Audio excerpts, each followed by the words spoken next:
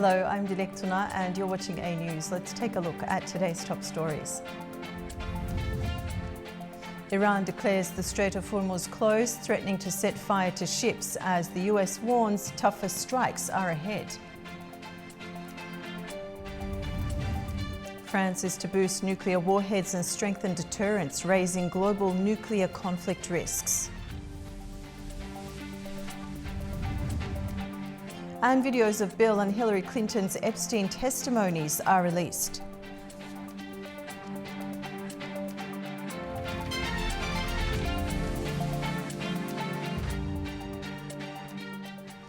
Iran has warned it will set fire to any ships trying to pass through the strategic Strait of Hormuz and target Gulf shipping, a vital route for global oil. Since the conflict, oil prices have risen and shipping traffic through the passage has dropped significantly due to security risks.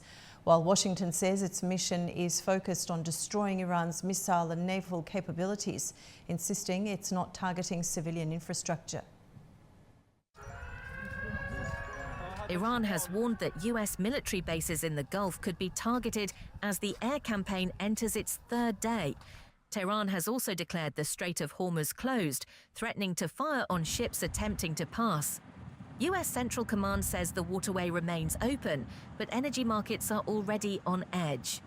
Around 1/5 of the world's oil supply normally moves through the narrow channel. Foreign Minister Abbas Araghchi said Tehran does not want the conflict to spread, but argued that American facilities across the region are within reach.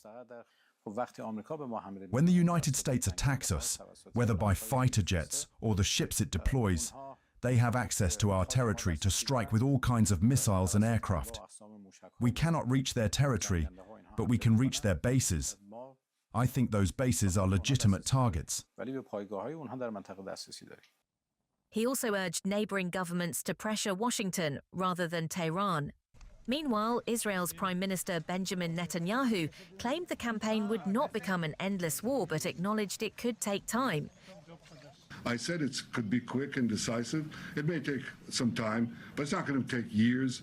It's not an endless war. In fact, it's an effort right now to achieve the peace that we all yearn and pray for. And I think together we'll achieve it. In Washington, Defense Secretary Pete Hegseth said the operation is limited to destroying Iran's ballistic missile and naval capabilities. Secretary of State Marco Rubio echoed that objective. That said, we would not mind, we would not be heartbroken, and we hope that the Iranian people can overthrow this government and establish a new future for that country. We would love for that to be possible. But the objective of this mission is the destruction of their ballistic missile capabilities and of their naval capabilities. Rubio also responded to Iranian reports that a school in Manab was struck, reportedly killing civilians. He said the United States would not deliberately target a school and that the military is reviewing the incident. On the ground, the US military says it has struck more than 1,250 targets inside Iran and destroyed all 11 Iranian vessels operating in the Gulf of Oman. 6 American service members have been killed and 18 injured. Iranian authorities say at least 555 people have been killed across 131 cities, though those figures have not been independently verified. Washington says 49 senior Iranian leaders, including Supreme Leader Ali Khamenei, were killed in the opening strikes. Early this morning, the US Embassy in Riyadh was hit by 2 drones, causing a small fire and some damage. The Defense Ministry confirmed the attack on X and shared an initial report. The strike comes after US and Israeli attacks on Iran and ongoing Iranian drone and missile strikes on Gulf states with US bases. The embassy was empty at the time. Sources say the fire was minor and no one was hurt. Black smoke rose over the diplomatic quarter and a loud blast was heard with flames around the building.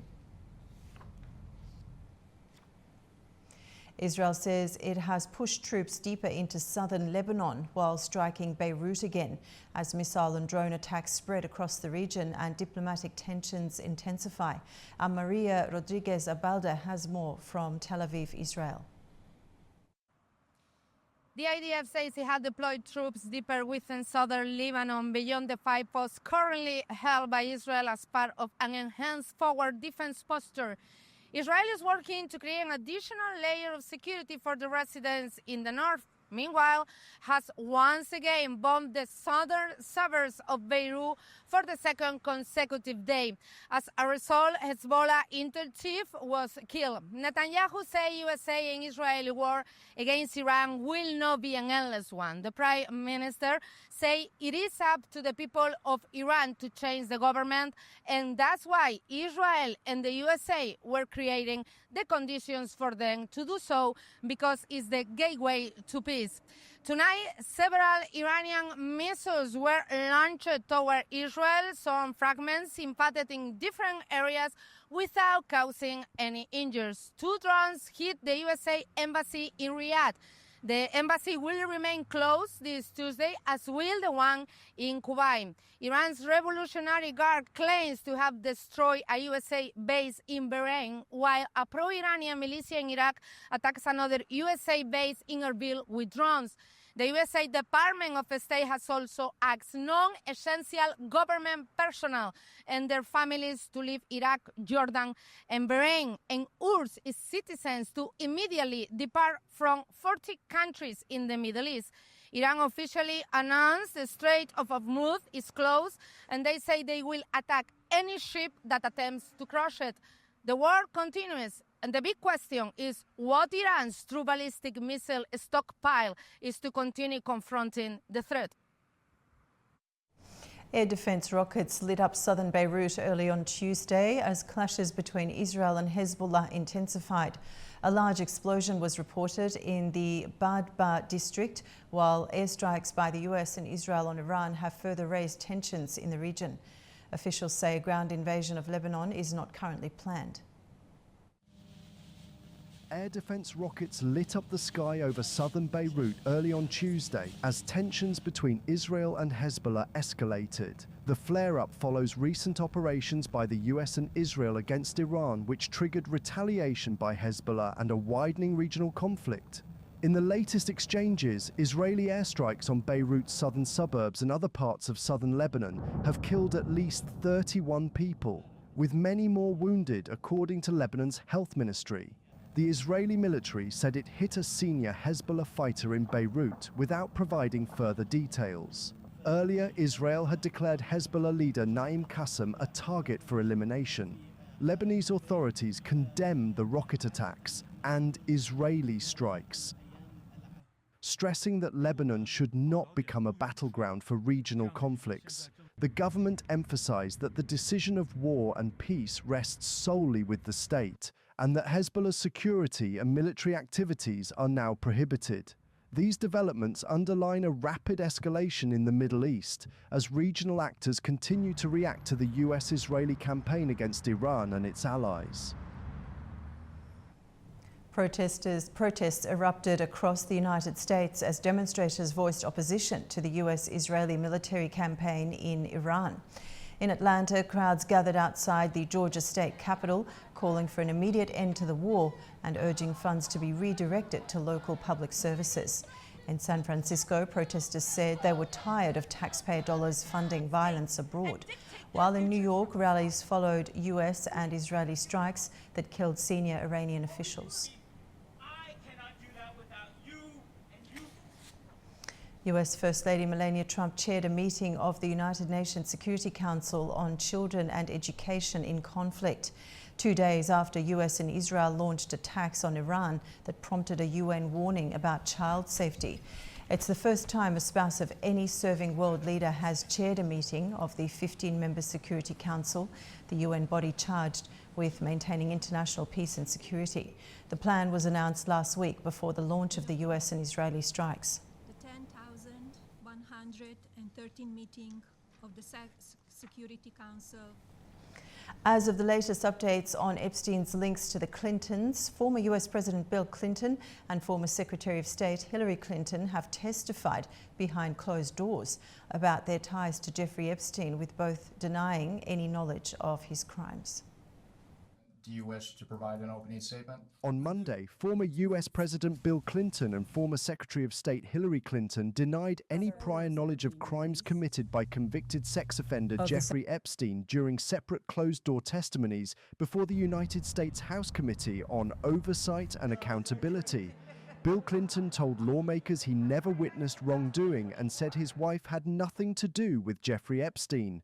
He confirmed writing a note for Epstein's 50th birthday, said photos in the files were likely taken in Brunei, and added he does not recognize a redacted woman shown in the images. I'm here to offer what little I know so I can do my part to prevent something like this from happening again. I have to just say one personal thing. Since Hillary came in yesterday, she had nothing to do with Jeffrey Epstein. Nothing. Hillary Clinton told lawmakers she does not recall ever meeting Epstein and said she had no information about his criminal activities. As we all know, however, too often congressional investigations are partisan political theater, which is an abdication of duty and an insult to the American people. This committee justified its subpoena to me based on its assumption that I have information regarding the investigations into the criminal activities of Jeffrey Epstein and Ghislaine Maxwell. Let me be as clear as I can. I do not. As I stated in my sworn declaration on January 13th, I had no idea about their criminal activities. I do not recall ever encountering Mr. Epstein. I never flew on his plane or visited his island, homes, or offices. I have nothing to add to that. Like every decent person, I've been horrified by what we have learned about their crimes. Tensions rose during her private deposition when she learned that a photograph taken inside the hearing had been leaked, breaching committee rules. She threatened to end her testimony. Proceedings were briefly paused and the image was later removed. During questioning, Hillary Clinton was asked how she felt after seeing photographs of her husband in the Epstein files. Clinton replied that she was not there to offer opinions or speculate. So far, there is no suggestion that either of the Clintons has been accused of criminal wrongdoing in connection with Epstein. Is set to expand its nuclear arsenal for the first time in 34 years, deepening cooperation with European partners. The move raises questions about Europe's strategic autonomy and the continent's security within NATO. Our European correspondent Anita Sharma has more on the detail of the outcome. Welcome to This Day in Europe as France gets set to expand nuclear warhead capacity for the first time in 34 years and will no longer be transparent about the size of its arsenal. The country is estimated to have about 300 nuclear warheads right now. At the Ile Longue Naval Submarine Base in Brittany, President Emmanuel Macron said, quote, "To be free, one needs to be feared, and to be feared, one needs to be powerful." Macron outlined an advanced deterrence strategy that would establish closer, more structured nuclear security ties separate from but designed to complement NATO's existing framework. France proposed temporary deployment of its nuclear-armed aircraft for 8 European countries, including Great Britain and Greece. And all countries are on board. Sweden, Belgium, and Poland signaled they are ready to participate. Germany and France indicated they would establish a, quote, steering group for closer cooperation on deterrence. Denmark said it formally agreed to cooperate due to the military threat from Russia expected to increase in the coming years. Dutch officials maintained this fits their goal of Europeans having greater responsibility over the continent's security amid Russia's war in Ukraine. The US, UK, and France are the only nuclear-armed members of NATO, with France being the only EU member possessing its own nuclear weapons. As France expands its nuclear force and draws European partners into deeper coordination, the debate goes far beyond warheads and delivery systems. It strikes at the core of Europe's security architecture, testing how much strategic autonomy the continent truly seeks and how firmly it remains anchored to the US nuclear umbrella, and whether NATO can evolve without fracturing. In an era of renewed great power rivalry, the question is no longer whether Europe should strengthen deterrence, but how to do so without triggering division, escalation, or a new arms race on its own continent. For A News, I'm Anita Sharma in Arnhem, Netherlands. Ukrainian President Volodymyr Zelensky said that Ukraine is ready to send drone specialists if Middle Eastern leaders can help broker a ceasefire with Russia. He added that a new round of US-brokered trilateral peace talks with Russia due this week has not been cancelled, despite recent strikes by the US and Israel on Iran. The talks, scheduled for the 5th of March in Abu Dhabi, could instead be held in Turkey or Switzerland if required. The Middle East has close economic ties, relations with the Russian Federation, and has influence. If they give Russia a signal to cease fire, for example, for a certain period of time, a month, 2 months, we can then send our specialists to protect the civilian population. In Gaza, fuel could run out within days after Israel shut all border crossings. Displaced residents warn famine fears are returning as prices surge. In Gaza, officials say fuel supplies may last only 3 to 4 days after Israel closed all crossings last Saturday, following joint airstrikes with the United States on Iran. The territory depends entirely on fuel deliveries by truck from Israel and Egypt. Without new shipments, hospitals risk losing electricity, and water and sanitation systems could stop working. If the crossings remain closed, the Gaza Strip, due to the high population density and the many needs, will inevitably enter a famine, a black famine. What fault do we in the Gaza Strip have in relation to regional and international wars between Iran, Israel, and America?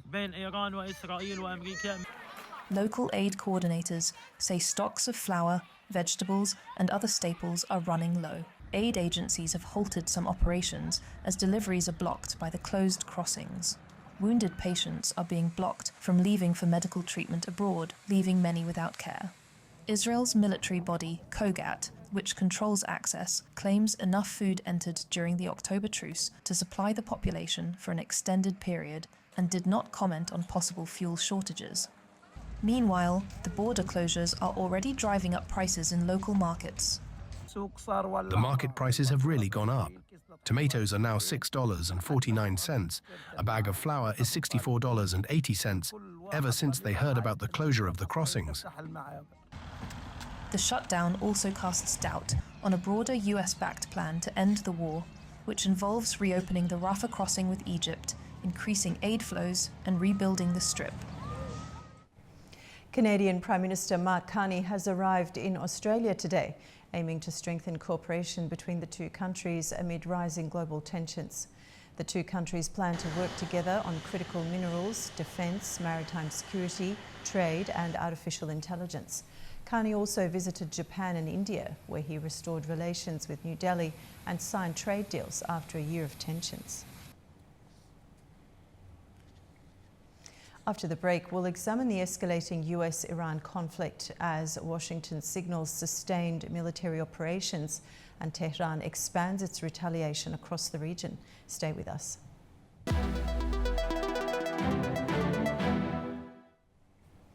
Welcome back to A News. The United States says it has established air superiority over parts of Iran and will continue its strikes in what President Donald Trump has described as a conflict that could last 4 to 5 weeks and possibly longer. Tehran has responded defiantly, warning it has nothing to lose.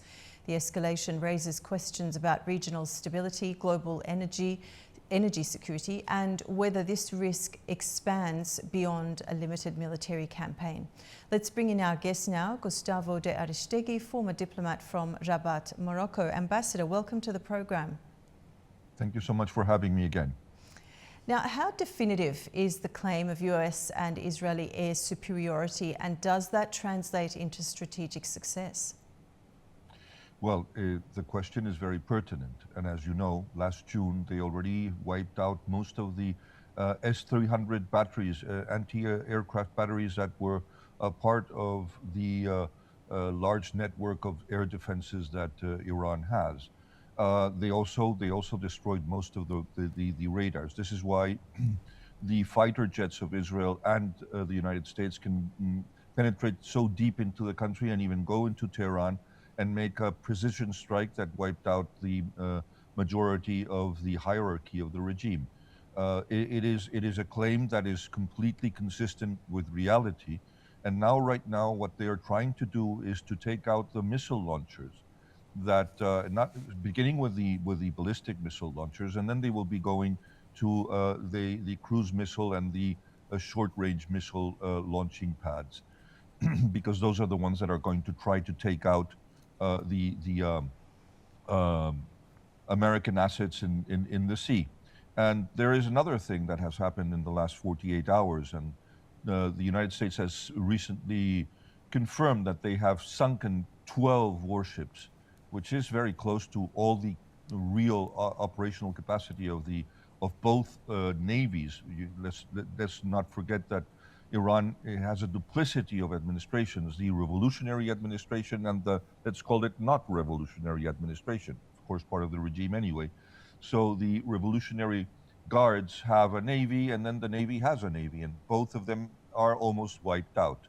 So yes, there is a very clear superiority, and let's also say that the arsenal of missiles of Iran is not endless, and they're shooting against everybody and everything.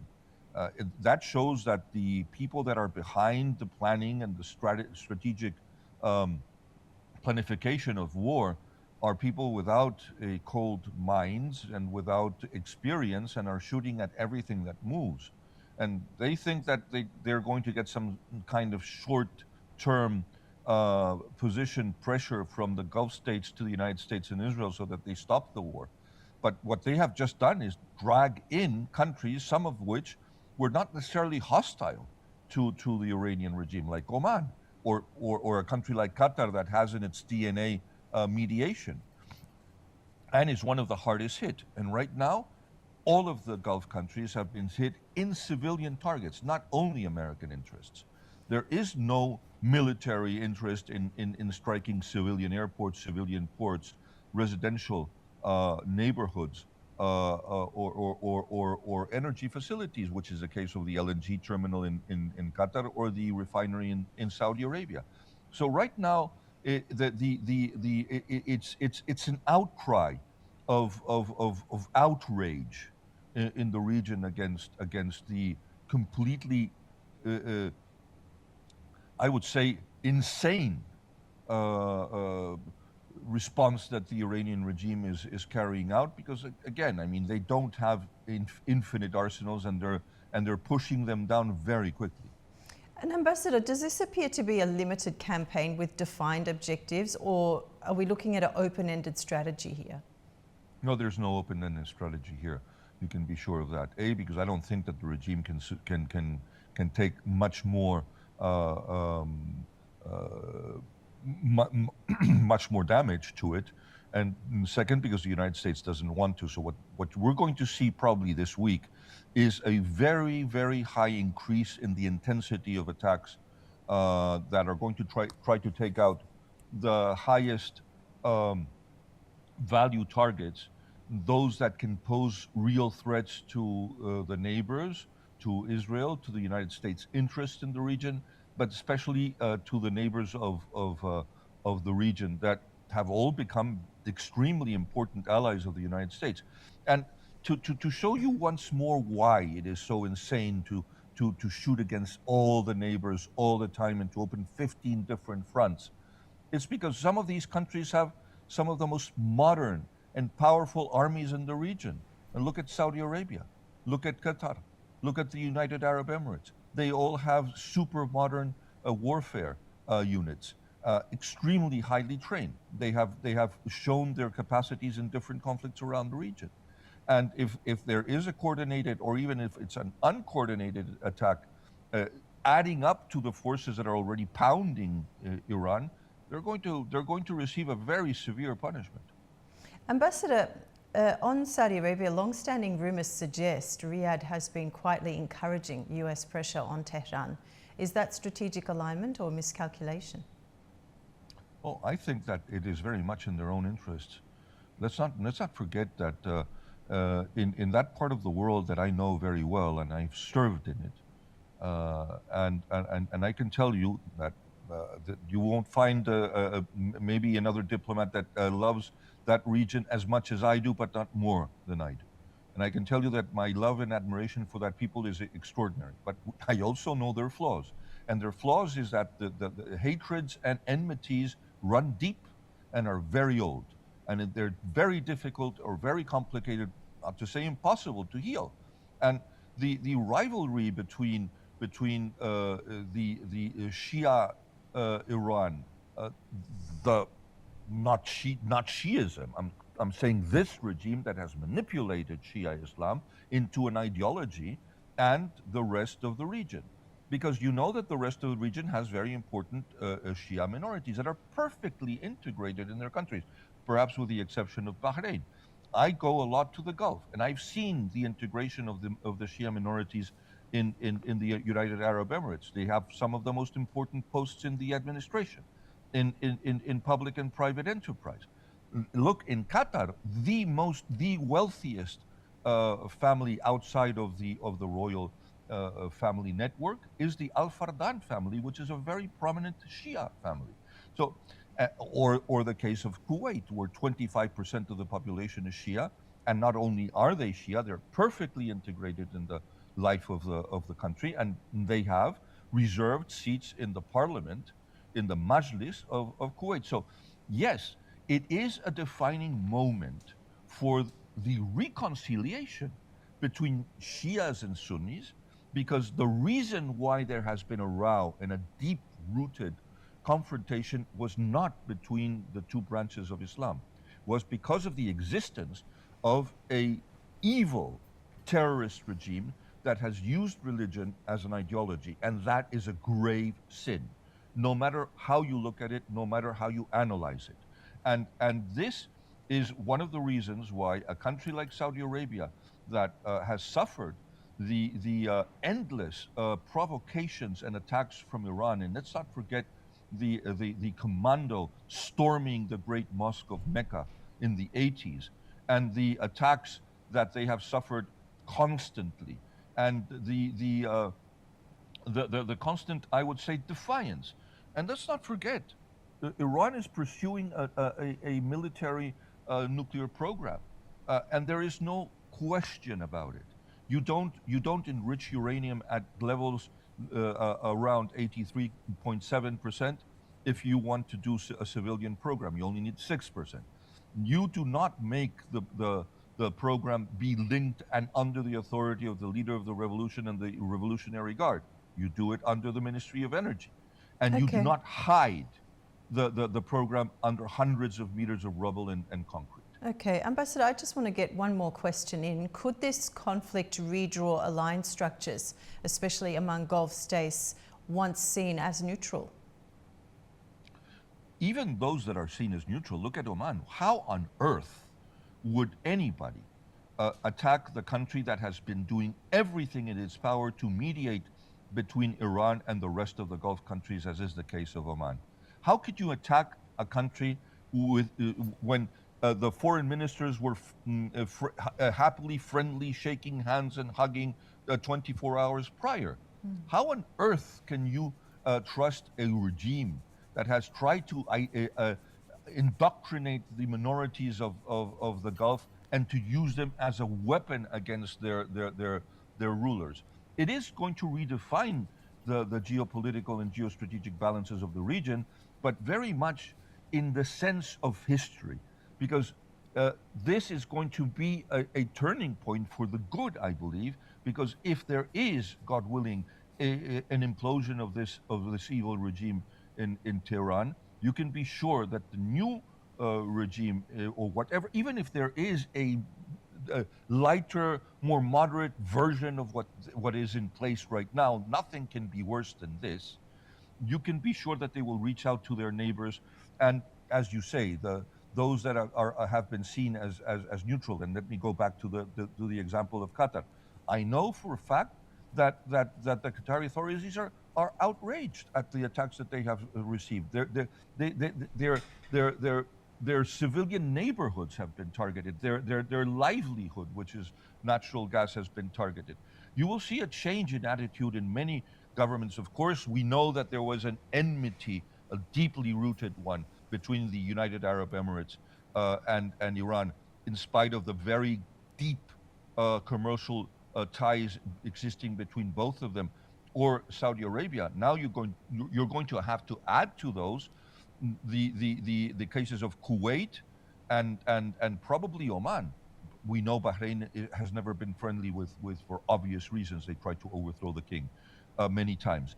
And then add this to the traditional adversaries of the regime in the Middle East, which are Jordan and Egypt. Now they don't have a proxy state in Syria anymore, and that has become a rival state. So they're surrounded. They don't have a way out of this situation. They are geopolitically defeated, even if the regime stays in place. Ambassador, it's always a pleasure having you on the program and talking to you. Thank you so much for your analysis today. Thank you so much for having me. Now, after the break, we'll take a look at the major stories from the region. Stay with us.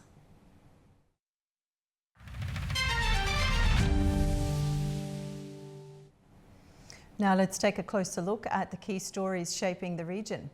Today in Baku, ministerial meetings of the Southern Gas Corridor and Green Energy Advisory Councils are underway. President Ilham Aliyev highlighted Azerbaijan's achievements in gas exports to Europe and the development of renewable energy. The country's role in European energy security, particularly through the Trans-Adriatic Pipeline, remains a key focus of discussions. Our Andy Mioch has more. A major energy get-together is underway in Baku. That is the ministerial meetings of the Southern Gas Corridor and Green Energy Advisory Councils. We just saw and heard the opening remarks. That is the keynote address by Azerbaijan's President Ilham Aliyev, where he spoke on the milestones his country has achieved when it comes to exporting natural gas, to developing renewables, and so on. Aliyev said that his country plans to increase its output of natural gas to the European markets. He spoke of the current numbers, saying that Azerbaijan now exports gas to 16 countries, 10 of which are European Union member states, with the most recent additions being Germany and Austria. And with those, Azerbaijan started exporting to the Central European market. Now, the co-chair of these meetings today is the European Commissioner for Energy and Housing, Dan Jorgensen. He also spoke on the energy security of Europe and importance of Azerbaijan as a key backbone of that energy security. He spoke of, he reminisced about how Azerbaijani gas started flowing to Europe in 2020 and said that since more than 50 billion cubic meters have entered Europe via the Trans-Adriatic pipeline. Now, just for some background, that Trans-Adriatic pipeline is one of 3 pipelines that make this Southern Gas Corridor. It is a web of more than 3,500 kilometers of pipeline, consisting of, first off, South Caucasus pipeline that brings gas from the Shah Deniz gas field in the Caspian Sea through Azerbaijan to Georgia. The second part is the Trans-Anatolian pipeline that transports the gas through Turkey. And the third part, the Trans-Adriatic pipeline, transport the gas from the Turkish-Greek border through Albania and then to Italy under the Adriatic Sea, hence the name Trans-Adriatic. Now, there's going to be a lot to talk about here today, be it natural gas, be it developing solar, wind, and maybe even thermal. But for now, that's all we have. NATO and Turkey have expressed readiness to defend against threats from all fronts. Secretary-General Mark Rutte made the announcement on X following a phone call with Turkish President Recep Tayyip Erdogan. Ruth said both sides agreed on NATO's 360-degree security approach, a strategy aimed at countering threats from all directions, and reaffirmed the alliance's readiness to deter and defend. According to Turkey's communications ministry, Erdogan said Ankara is closely monitoring developments and called for diplomacy to be given a chance.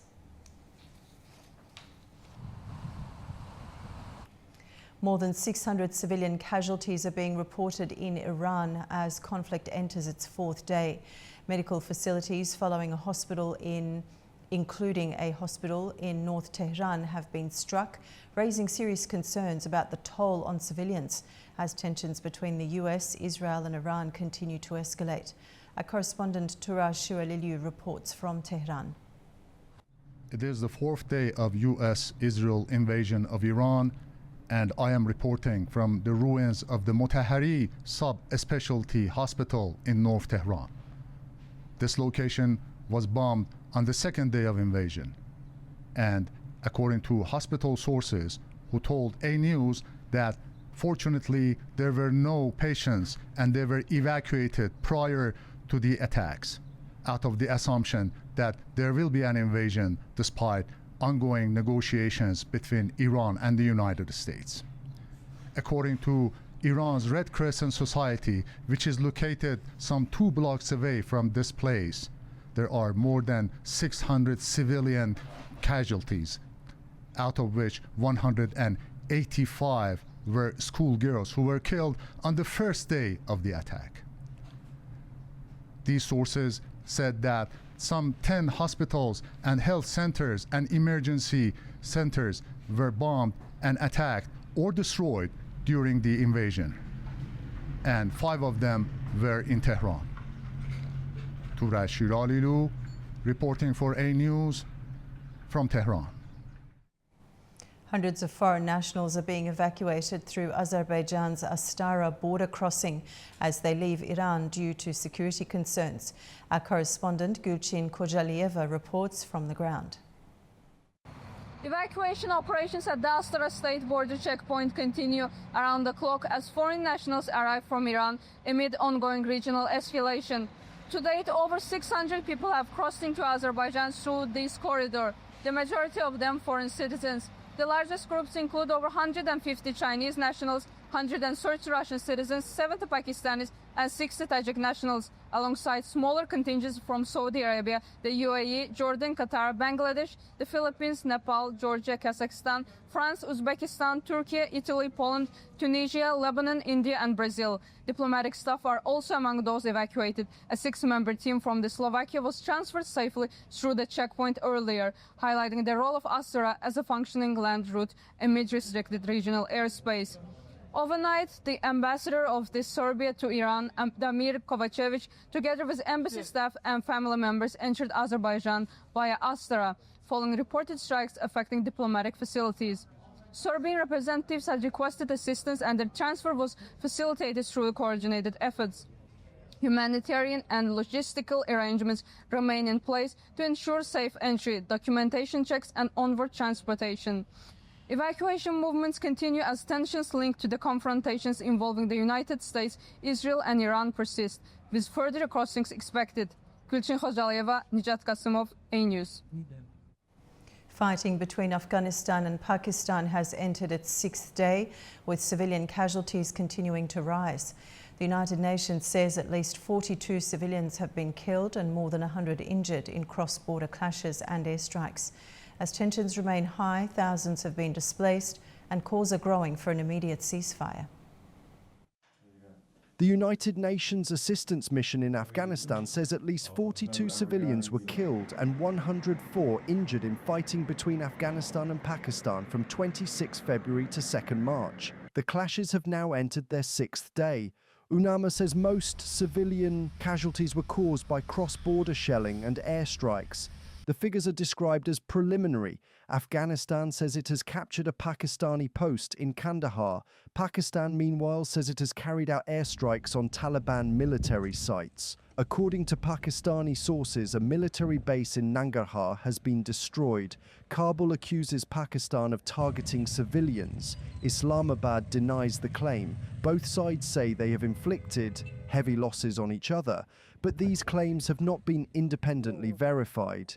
UNAMA has called for an immediate halt to the fighting. It says around 16,400 households have been displaced. Restrictions along the border are also making it harder to deliver humanitarian aid. Afghanistan's environmental authorities are seeking international support to take part in the next Global Climate Summit.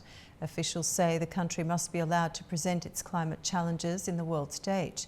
Our correspondent Tamim Bahis has the details from Kabul.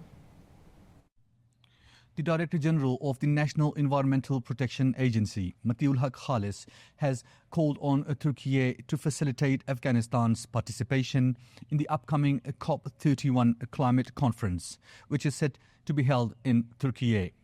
Khalis urged the Turkish acting ambassador in Kabul to support Afghan representation, saying environmental issues are humanitarian concerns and should not be politicized.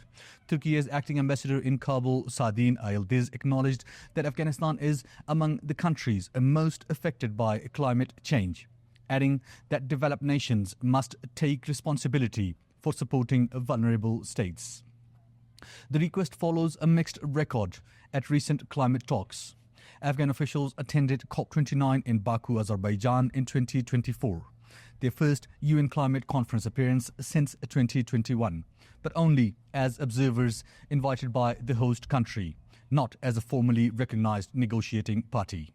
However, Afghanistan was not invited to attend COP30, with no official invitation issued by the UN Framework Convention on Climate Change.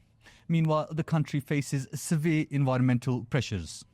Droughts have damaged agriculture and worsened food insecurity. Flood has destroyed homes and farmland, and rising temperatures have reduced water supplies.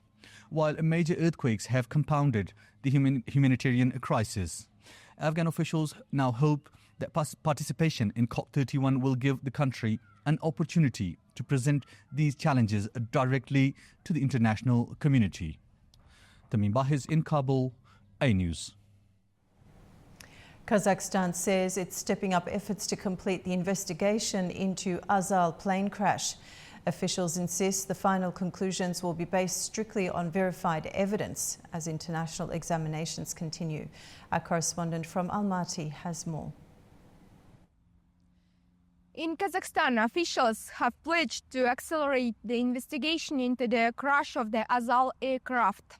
The Minister of Transport says the commission handling the case is making every effort to complete its work as quickly as possible. Investigators are currently reviewing expert assessments and detailed technical reports.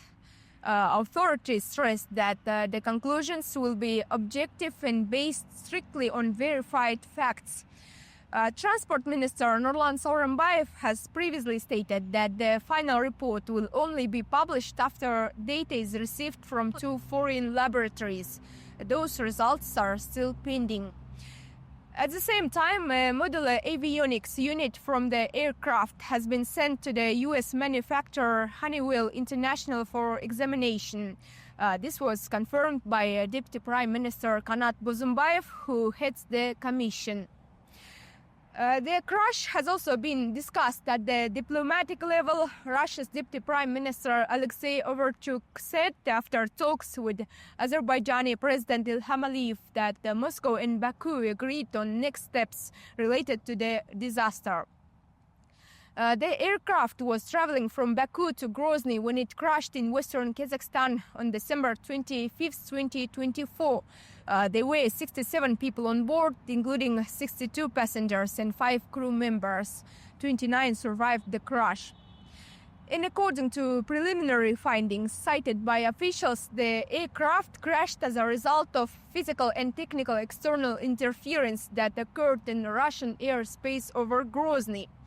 On the 9th of October 2025, Russian President Vladimir Putin said the aircraft had been within the range of Russian air defense systems. He stated that 2 missiles detonated near the plane while intercepting Ukrainian drones, and that this led to the crash. Russia has said it's ready to provide additional information to investigators and to pay compensation to those affected. Fariza Kalimurdzina, Almaty, A-News. Now we'll take a short break, and when we return, we will turn to regional security, as NATO Secretary General Mark Rutte says he has discussed Iran and broader stability with Turkish President Recep Tayyip Erdogan, reaffirming the alliance's 360-degree security posture. We'll see you then.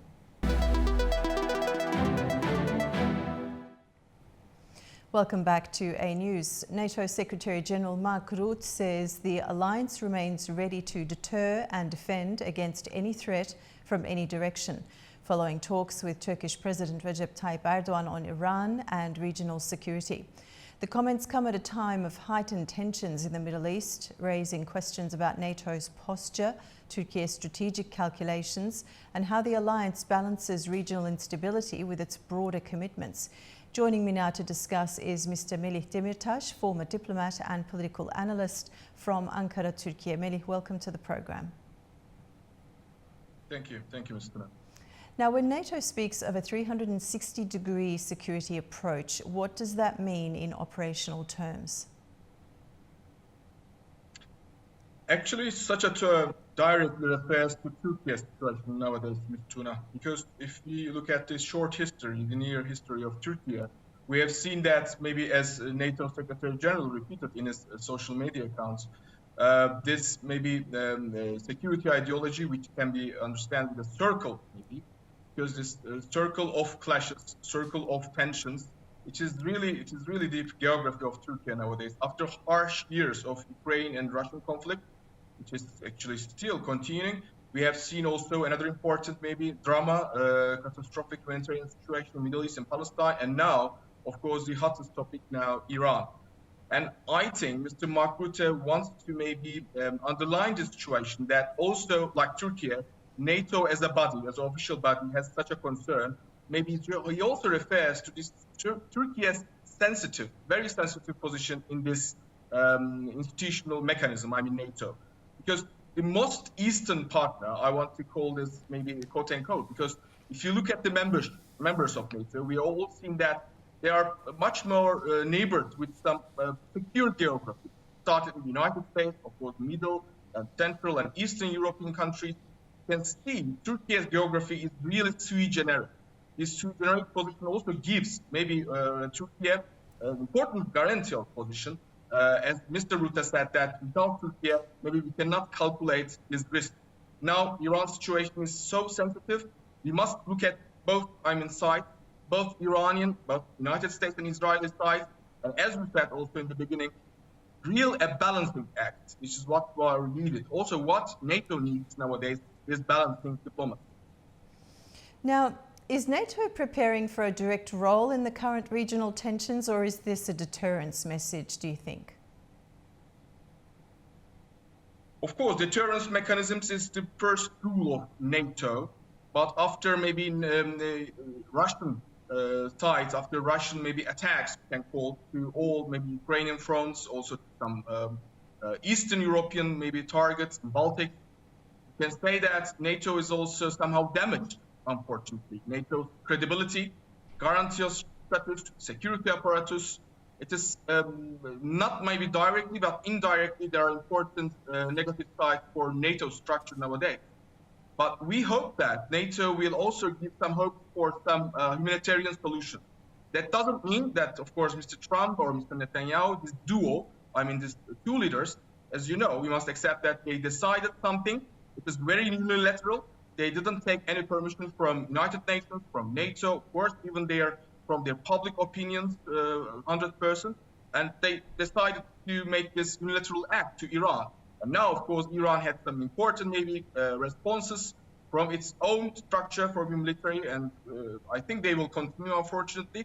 And now NATO think that it can maybe have some deterrence mechanism somehow in maybe this diplomatic level. But in military level, I am not so sure, because NATO must act as I said in first response, in a unilateral maybe voice. First of all, Turkey, I think, doesn't give this chance to NATO because Turkey always follows this balancing diplomacy. Even the issue of Iran shows this, and we understand Iran actually in some senses because of this unilateral act of the United States and Israel. Okay, Melih, you did allude to this earlier. Turkey occupies a unique geographic and political space between NATO, the Middle East and Russia. How is Ankara calibrating its position?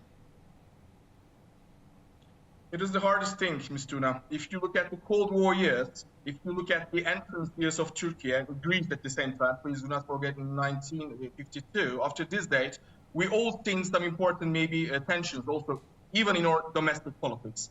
60s, 80s, even 90s until 2000s, we have seen that Turkey wants to always recalibrate and restructure even its domestic politics, also foreign politics, for this maybe multilateral approach.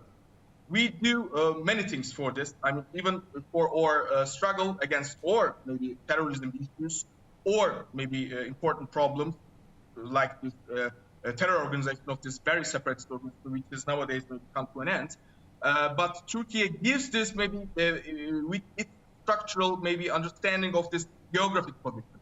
Because we know that Iran, Iraq, Syria, and now Israel's unilateral actions, they always represent a failure in this alliance. And like maybe Mr. Merz, the German Prime Minister nowadays said, also Ms. Ursula von der Leyen, I mean, from European Union said, we cannot be like so, I mean, subjective, as they said. Because they said, as you may remember, Iran is guilty, Iran must not act like this, but they do not see maybe the other side of the medallion, which is, of course, some other actors can have some unilateral action, like the United States and Israel do. Turkey's story is like this, Ms. Tuna. We really must see the other side of the medallion, now as in the Iranian case also. Okay, I'm looking for a quick answer here, Melih. I want to get one more question in. Is Turkey acting primarily as a NATO ally here or as an independent regional power pursuing its own strategic interests? I think we can say both, because the situation always indicated that we can be really affected from all these balances. Even our attempts from coup d'etats, from domestic politics and everything, showed us Turkey must also have an independent line of foreign policy, but also Turkey really contributes as an important actor of NATO. We really gave the most important maybe contribution of the United States with personal, with technical, also with diplomatic and military assistance to this organization. And I think we will continue to do so. Even the atmosphere is so tense and sometimes so subjective, as I said. Okay, Melih, it's always a pleasure having you on the program. Thank you for your analysis today. Thank you. Thank you. That's the news for this hour. Stay tuned to A News for more updates, and thank you for watching.